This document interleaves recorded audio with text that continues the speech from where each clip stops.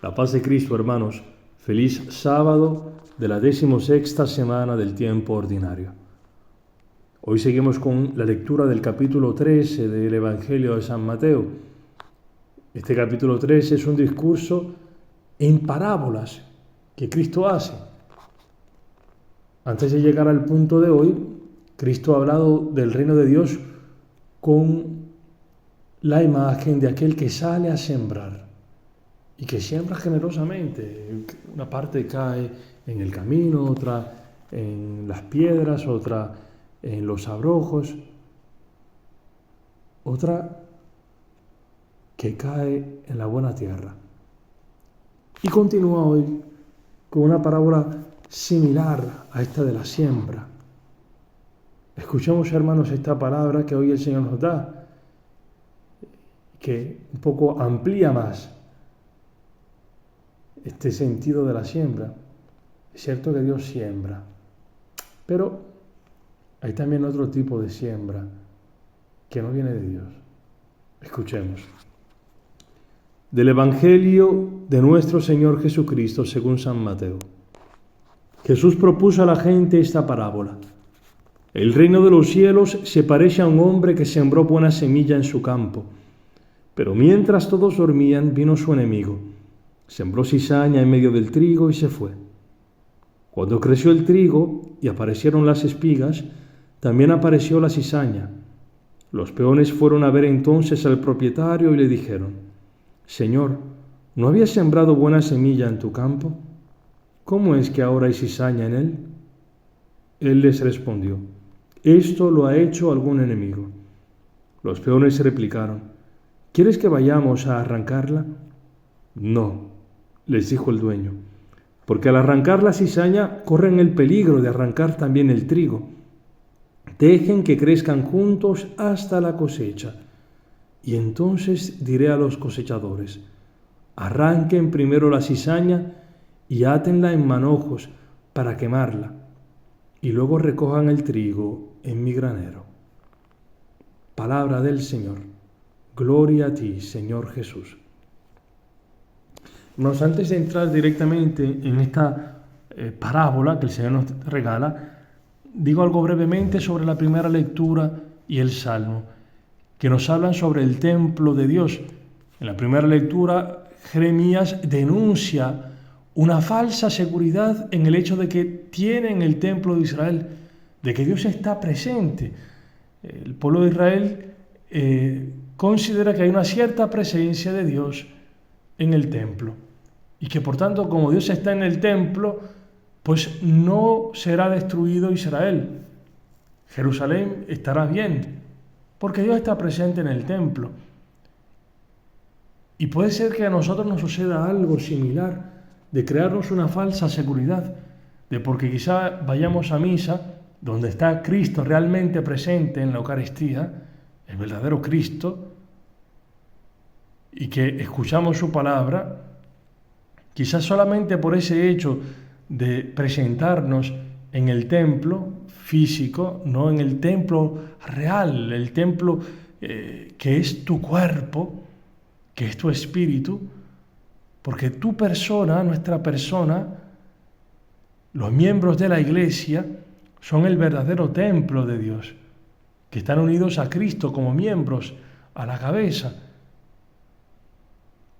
Quien piensa que simplemente por el hecho de llevar una vida exteriormente religiosa, con eso se garantiza los bienes de Dios, está equivocado.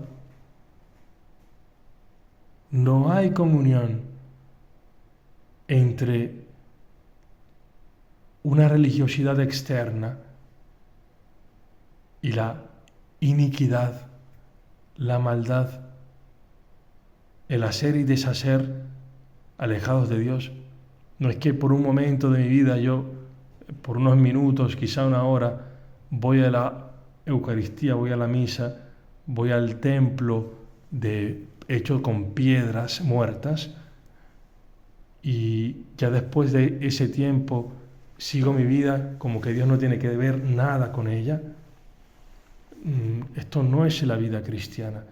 Y nos pone atentos a esto, atentos a esta falsa seguridad. No, lo que Dios quiere es que el verdadero templo esté consagrado a Él. ¿Y cuál es el verdadero templo? Tu vida, tu ser, es el verdadero templo. Dios ha querido morar dentro de ti. Y que por tanto lo que se vive en el templo de piedras muertas esté unido a lo que se vive en el templo espiritual, hecho con piedras vivas, que somos tú y yo, que haya una comunión y no un divorcio entre la fe y nuestra vida concreta. Hermanos, Dios desea que tú y yo vivamos una relación íntima con Él, en este templo precioso que es nuestro corazón. Dice el Salmo de hoy: felices los que habitan en tu casa y te alaban sin cesar. Y los que habitan en la casa del Señor son aquellos que pueden dentro de sí, en espíritu y verdad, darle culto a Dios. Aquellos que viven en la comunión también con el resto de la iglesia, porque no se puede ser iglesia, templo de Dios, de forma individualista, no, sino dentro de todo un cuerpo, que es el templo de Dios. Y nosotros también de forma personal participamos en esta intimidad con Dios. Dice el salmista: felices los que encuentran su fuerza en ti. Ellos avanzan con vigor siempre creciente. Bien, qué amable es tu casa, Señor del universo. Bien, Dios ha querido que tú y yo seamos templo de Él. Pero este templo ha de ser purificado. Y aquí que entra la cuestión de la parábola de hoy. Este templo, que es el templo de Dios, muchas veces está manchado por ídolos, por cosas que no son según Dios, que introduce el demonio dentro de nosotros. Dentro de cada uno de nosotros no solamente ha sido sembrada la palabra de Dios, sino que el mundo, el espíritu mundano, muchas veces nos ha transmitido una semilla diferente a la semilla de Dios. El mal también puede ser sembrado, hermanos.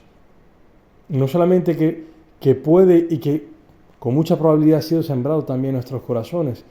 Tantas ideas, por ejemplo, como este afán por el dinero, por los estudios, siempre pensando en el beneficio propio.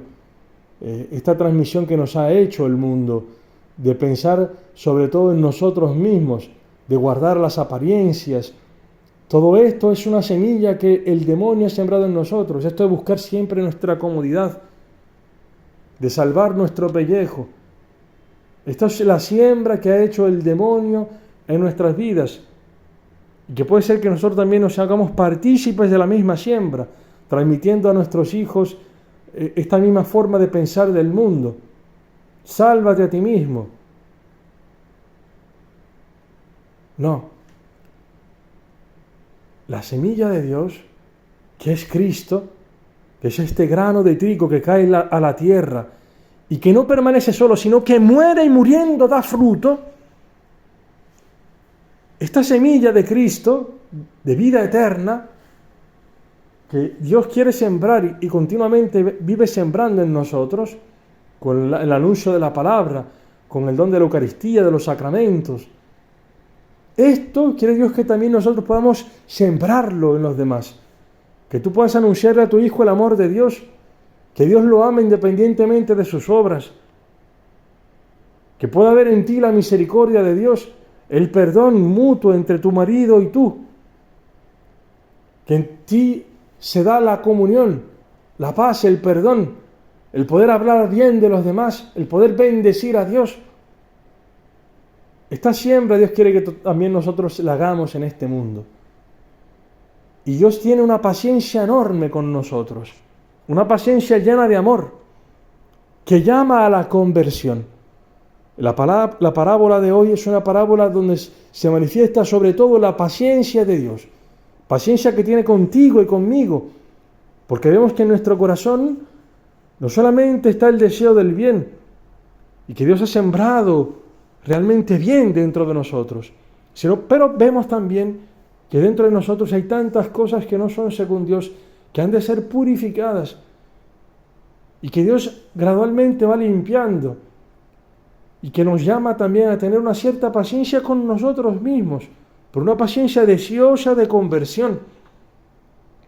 Y así como tú y yo somos objetos de la paciencia de Dios, ser pacientes también con los demás. No juzgar a nadie, no condenar nunca a nadie. Porque puede ser que la persona que aparentemente está perdida, pues con esta persona Dios haga una persona santa. Pensemos al buen ladrón, una persona que ha vivido su vida en el mal y en el último momento de su vida se encuentra con el amor de Cristo, se encuentra con Cristo en la cruz y confía su vida a Cristo. Y aquí que Cristo, la única persona de la cual tenemos un registro cierto, que ha salido por boca del mismo Dios de que está en el cielo, es el buen ladrón.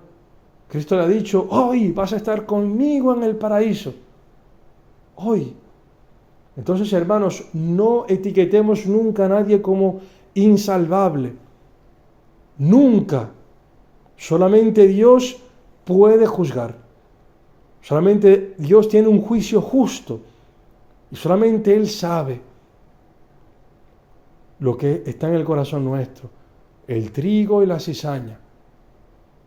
Por tanto, hermanos, esperemos en la salvación siempre de todos y seamos colaboradores con Dios para la buena siembra. Alabado sea Jesucristo.